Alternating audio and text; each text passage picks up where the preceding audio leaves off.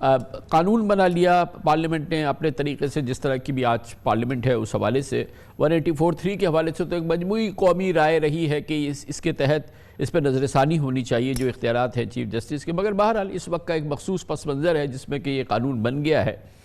लेकिन बहरहाल अभी ये कानून बनता और उस बाकायदा इस पर अमल दरामद होता, उससे पहले ही हर तरफ चैलेंज हो गया है। लाहौर हाई कोर्ट पे चैलेंज हो गया, इस्लामाबाद हाई कोर्ट पे चैलेंज हो गया है, और फिर सुप्रीम कोर्ट में भी चैलेंज हो गया है। गोया कि अभी इश्क के इम्तहान और भी हैं, और ये बाकायदा कानून बन जाए और इस पर अमल दरामद शुरू हो जाए, अभी लगता है there is lot of distance between cup and lips.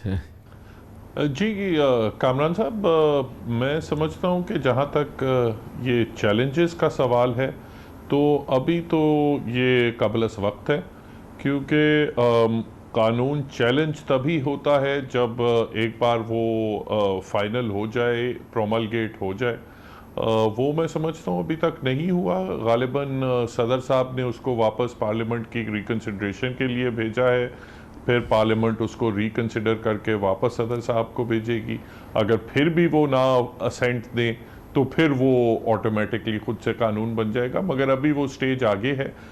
मैं समझता हूँ ये पिटिशंस जो हैं ये प्रीमच्योर हैं। गोया के गो के इसमें अब कोई गुंजाइश नहीं, क्योंकि सदर एक बार अपनी जो है उस पर इतराज़ लगा के वापस भेज चुके हैं, पार्लियामेंट उसको मुस्तरद करके दोबारा उसको मंजूर कर चुकी है। तो ये सिर्फ एक रस्मी अमल है। अब यहाँ से ये सदर साहब के पास जाए और सदर साहब के पास 10 दिन है, वो 10 दिन तक उसको रख ले, 20 अप्रैल को ये कानून बन जाएगा दोबारा। लेकिन इसके बावजूद अभी अदालत इस पर समाअत नहीं करेगी, इसको ये समाअत के लिए मंजूर नहीं होगी आपके ख्याल में दरख्वास्त अभी? जी, मेरे ख्याल में ये अभी प्रीमच्योर है। अभी वो जो आइनी दरख्वास्तें हैं वो काबिल समाअत नहीं है। एक सिचुएशन है जहां कोर्ट जो है वो प्रीएम्प्टिव ली भी कवानीन की कॉन्स्टिट्यूशनैलिटी देख सकती है। वो तब होता है कि अगर सदारती रेफरेंस जाए कि आया मैं इस कानून को जो है इस पे मैं अपनी असेंट दूं या नहीं दूं, तो उस सूरत में कोर्ट एक बिल को भी स्टडी कर लेती है। हिजबा बिल में भी हमने देखा इस किस्म की सुप्रीम कोर्ट ने प्रीएम्प्टिवली भी एग्जामिन किया। मगर जो आम शहरियों की तरफ से जो आइनी दरखास्तें आती हैं कि फ़लाँ कानून जो है वो आइन के बरक्स है, तो वो सिर्फ जब एक बार वो कानून वजूद में आ जाता है उसके बाद वो पिटिशन फाइल होती है। गो के पाकिस्तान की तमाम सियासी जमातों ने मुख्तलिफ औकात पे इस कानून को और 184(3) के तहत जो चीफ जस्टिस के इख्तियारात हैं उसके जो असरात हैं उसको उस पर एतराज़ उठाए हैं, उस पर अपनी शदीद तनकीद का निशाना बनाया है उसको। और मगर इससे पहले जब भी उनको मौके हासिल हुए उन्होंने इसको बाकायदा पार्लियामेंट के सामने पेश करके इन इख्तियारात को मजदूद करने की कोशिश नहीं की है। ये पहली मरबूत कोशिश है, मगर इसका पस मंज़र क्योंकि इस वक्त आपके सामने है कि जो असकुद नोटिस है चीफ जस्टिस साहब का पंजाब KP के इलेक्शन के हवाले से, उसके बाद ये तमाम चीज़ें हुई हैं, जिसके बाद इस पर एतराज़ात तो आ रहे हैं, मुख्तलिफ कानूनदान भी इस पर एतराज़ कर रहे हैं, और उनका ख्याल ये है कि ये शायद इसके लिए आइनी तरमीम ज़रूरी है और इस किस्म की कानून साजी से ये इख्तियारात जो हैं वो इन पर नज़रसानी नहीं की जा सकती। इस मौजू पर आपकी क्या राय है? देखिए कामरान साहब, इस बिल के दो पहलू हैं। एक तो है कि आया जो सुप्रीम कोर्ट में बेंच फॉर्मेशन के हवाले से और सुओ मोटो की इनिशिएशन के हवाले से कि 3 रुकनी कमेटी करेगी, चीफ जस्टिस साहब खुद अकेले बैठ के नहीं करेंगे, वो तो देखें मैं समझता हूँ कि आर्टिकल 191 बड़ा क्लियर है। उसमें लिखा हुआ है कि subject to the constitution and the law the supreme court में मेक रूल्स। तो यानी ये आइन में वो जो रूल्स हैं उनकी सबसे निचली कैटेगरी है। रूल से ऊपर कानून है जो कि पार्लियामेंट बनाती है, और लॉ से ऊपर जो है वो आइन है। तो मैं समझता हूँ कि वहाँ तक तो कोई इसमें कोई मुश्किल चीज़ नहीं है। इस एक्सरसाइज से ना कोई सुप्रीम कोर्ट की कोई पावर छीनी जा रही है, ना कोई जब ये कहना कि चीफ जस्टिस की पावर छीनी जा रही है, तो देखें चीफ जस्टिस को कोई स्पेसिफिक पावर आइन नहीं देता। आइन में जो भी जिक्र है वो सुप्रीम कोर्ट का ही है। अगर सुप्रीम कोर्ट में कोई पावर ज्यादा डिस्ट्रीब्यूट की जा रही है, ये तो नहीं हो रहा कि सुप्रीम कोर्ट से लेके किसी हकूमती नुमाइंदे को दी जा रही है वगैरह, तो मैं नहीं समझता उसमें कोई गैर आईनी बात है। एक चीज लोग उस पे एतराज करते हैं जो मैं समझता हूँ वो कम से कम सीरियसली लेने वाला एतराज है, वो ये कहते हैं कि चूंकि आर्टिकल 184(3) की पावर आइन देता है, तो उसके खिलाफ अपील भी फाइल करना, अगर अपील का हक भी देना, वो भी आइन में ही फिर कोई तरमीम लाई जाए।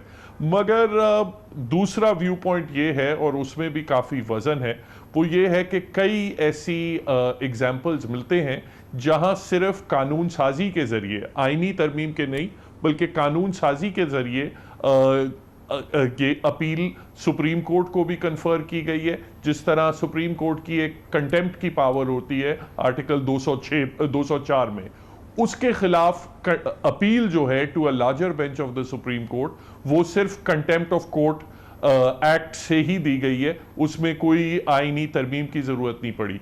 दूसरा एक मिसाल दिया जाता है जिस तरह लॉ रिफॉर्म्स ऑर्डिनेंस है, अब आइन जो है वो हाई कोर्ट्स को एक पावर देता है कि आर्टिकल 199 में वो रिट्स इशू कर सकते हैं, मगर लॉ रिफॉर्म्स ऑर्डिनेंस के तहत वो सिंगल जज की रिट जो है वो डिवीजन बेंच में अपील हो सकती है। तो ये मिसालें हैं माजी की। जी हाँ, और सलाउद्दीन साहब, इसका ओवरऑल जो आपने ये पस मंज़र पूरा पेश किया है बड़ा इम्पॉर्टेंट है, मगर इसके साथ साथ ये बात इससे वाज़ेह हो रही है कि ये कंटेस्टेबल है, ये एक ऐसा इशू है जिसमें दो आरा मौजूद हैं और मजबूत आरा मौजूद हैं, आइनी कानूनी आरा मौजूद हैं। गोया कि ये सुप्रीम कोर्ट में पहुँचता है या किसी और इस्लामाबाद हाई कोर्ट में पहुँचता है तो वहाँ पर इस पर बहस होगी, इस पर बड़ी समाअत होगी और ये कि बड़ा एक हल तलब केस होगा जो कि इम्पॉर्टेंट होगा। इस दौरान जो अदालत है वो चाहे वो अदालत आलिया हो या अदालत उज़्मा हो, इस पर अमल दरामद इसके फैसले तक रोक सकती है, इस पर स्टे तो जारी किया जा सकता है या नहीं? देखिए, नॉर्मली तो अगर कोई पार्लियामेंट की तरफ से कानून नशर होता है तो जो सुप्रीम कोर्ट का अभी तक जो केस लॉ है, और सबसे मशहूर केस इसमें एतजाज़ एहसन का केस है, उसमें सुप्रीम कोर्ट ने कहा था कि हम किसी पार्लियामेंट्री लॉ के ख़िलाफ़ हम हुक्म इम्तनाई नहीं जारी कर सकते, उसको सस्पेंड नहीं कर सकते। जब फाइनल हियरिंग होती है तो किसी कानून को हम कालादम ज़रूर कर सकते हैं, मगर उसको सस्पेंड, उसकी इन्फोर्समेंट सस्पेंड नहीं कर सकते। तो नॉर्मली तो सिचुएशन यही होती कि एक बार कानून आ जाए तो उस पर अमल दरामद होगा। बहरहाल अगर फिर बाद में वो कलादम या उसका कोई हिस्सा कलादम कर दिया जाए तो फिर वो उसकी इम्प्लीमेंटेशन रुक जाएगी। लेकिन बहरहाल किसी भी मामले को जो कि अदालत के सामने आए उस पर हुक्म इम्तना तो जारी किया जा सकता है ना?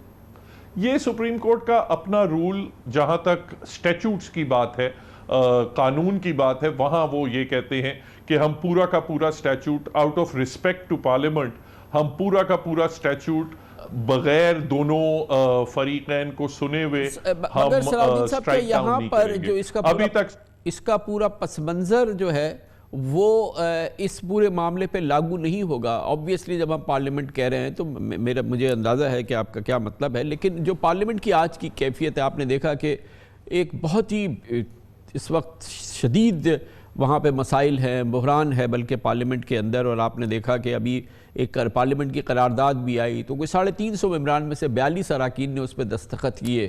तो पार्लियामेंट की जो एक्चुअल सैंक्टिटी है जिस तरह की, वो आज इंटैक्ट बहरहाल नहीं है।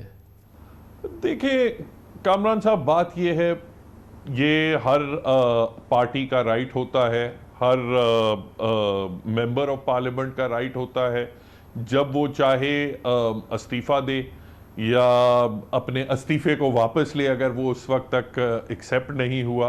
मगर इन चीज़ों से मैं नहीं समझता कि आप ये कह सकते हैं अगर कोई एक जमात जो है वो कहे कि मैं पार्लियामेंट में शरीक नहीं होती, तो आप ये नहीं कह सकते कि पार्लियामेंट का वजूद नहीं रहा या अब उस लेकिन पार्लियामेंट वो के तो जो सूरत हाल कवानीन बदल चुकी है ना, उनमें वो तो अब बदल वेट चुकी है। वो जो उनके इस्तीफे हैं वो तो सारे अब वो तो उनको तो रिजेक्ट कर दिया गया, वो तो डिसमिस हो चुके हैं बाकायदा। अब तो उनको वापस नहीं आने दिया जा रहा ना पार्लियामेंट में, अब तो ये सूरत हाल है।